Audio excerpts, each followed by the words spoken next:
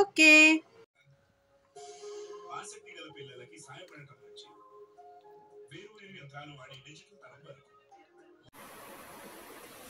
మనం కాజు మసాలా కర్రీకి అయితే ఇవాళ అయితే ప్రిపేర్ చేస్తున్నాము. దానికోసం అయితే మనం పల్లీలు, కాజు, ఉల్లిగడ్డ, లవంగాలు, ఇలాచి ఇవన్నీ మనం వేయించుకొని పక్కా పెట్టేసేసుకోవాలి. ఆయిల్ లేకుండా వేయించుకోవాలి.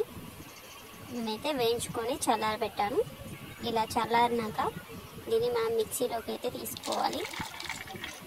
దీంట్లోనే కొన్ని వెల్లుల్లి, అల్లం ముక్కలు, 1 స్పూన్ కారం, 1/2 స్పూన్ చిల్లీ పౌడర్ ఇవన్నీ వేసి మెత్తడ్ పేస్ట్ అనేది చేసుకోవాలి. 1/2 టీ గ్లాస్ వాటర్ అనేది యాడ్ చేసుకుంటే మనకు మెత్తడ్ పేస్ట్ అనేది తయారవుతుంది. ఒక 1-2 మినిట్స్లో మనకి ఇలా పేస్ట్ అనేది వచ్చేస్తుంది.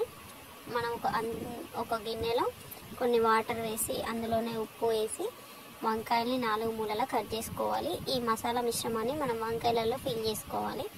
మనకి ఈ కర్రీ మనకి బిర్యానీలోకైనా, ప్లెయిన్ రైస్లోకైనా, మనం చపాతీలోకైనా, దేంట్లోకైనా చాలా బాగుంటుంది. ఎందుకంటే ఇది గ్రేవీ అనేది బాగా వస్తుంది కాబట్టి మనకు దేంట్లోకైనా చాలా సూట్ అవుతుంది.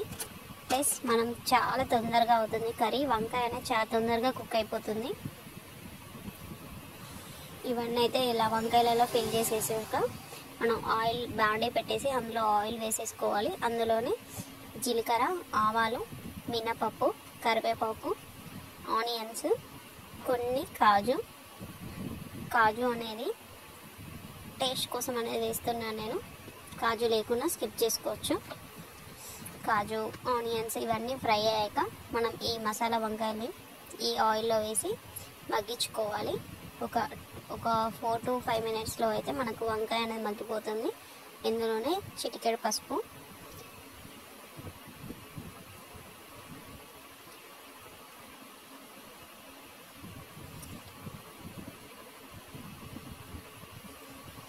అన్నిటికన్నా తొందరగా వంకాయ అనేది మనకు కుక్ అయిపోతుంది.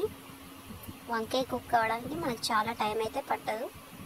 ఇలా మనం మసాలా పెట్టిన వంకాయలన్నీ ఇందులోనైతే వేసేసుకోవాలి. మనం మసాలా పెట్టాక మనకు ఇంకో కొంచెం గ్రేవీ అనేది మిగిలిపోతుంది మిక్సీలో. దాంట్లో ఇంకో కొన్ని వాటర్ యాడ్ చేసుకొని మనకి మసాలా వంకాయ అనేది మగ్గాక మధ్యలో ఈ గ్రేవీ అనేది ఈ వంకాయలో వేసేస్తే అయిపోతుంది. మనకు చాలా టిక్గా గ్రేవీ అనేది వస్తుంది. ఒక 5 మినిట్స్ మనం మూత పెట్టేసేసుకోవాలి. ఇలా మిగిలిపోయిన పేస్ట్లో ఇంకా కొన్ని వాటర్ యాడ్ చేసుకొని ఆ పేస్ట్ కూడా వంకాయలలో వేసి కలిపేసేసుకొని ఒక 5 మినిట్స్ మనం మూత పెట్టేసేసుకుంటే మనకైతే ఈ కర్రీ ఆల్మోస్ట్ రెడీ అయిపోతుంది. చెప్పాను కదండి, ఒక 2 మినిట్స్లో వంకాయ అనేది మగ్గిపోయింది. మనకు వాటర్ కూడా చాలా అయితే పడవు, ఒక టీ గ్లాస్ అన్నీ వాటర్ పడతాయి. గ్రేవీ మాత్రం టెక్స్చర్ చాలా బాగుంటుంది, టేస్ట్. మధ్య మధ్యలో కలుపుతూ ఉండాలి. ఎందుకంటే ఇందులోనూ మనం కాజు, పల్లి వేసాం కాబట్టి తొందరగా అడుగంటుతుంది. ఇందులోనైతే లాస్ట్కి మనం గరం మసాలా వేసేసుకొని పక్క పెట్టేసేసుకుంటే మనకు కాజు మసాలా వంకాయ గ్రేవీ కర్రీ అయితే రెడీ అయిపోతుంది. Thank you for watching.